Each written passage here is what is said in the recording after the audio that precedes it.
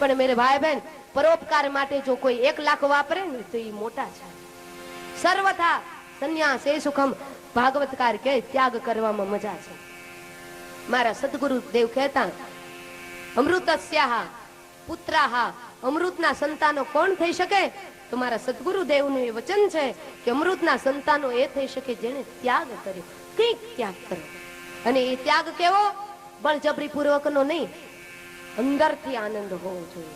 ના, ભગવાને અમારા માટે મારી પાસે મને આ શરીરથી કરાવડાવ્યું, અને એ ત્યાગ કરશો ને તો પછી અહંકાર પણ નહીં આવે. ઘણાને તો ત્યાગ કર્યા પછી અહંકાર આવી જતા હોય, તો એ ત્યાગ નકામું. ગીતાકારે ભગવાનની અંદર કહ્યું કે ત્યાગમાં હું વસેલો છું, પણ કયો ત્યાગ?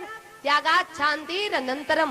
ત્યાગ કર્યા પછી આનંદ આવે, બાકી ત્યાગ કર્યા પછી અહંકાર આવે ને તો એ અહંકાર સાધકને પાડી દેતો હોય છે.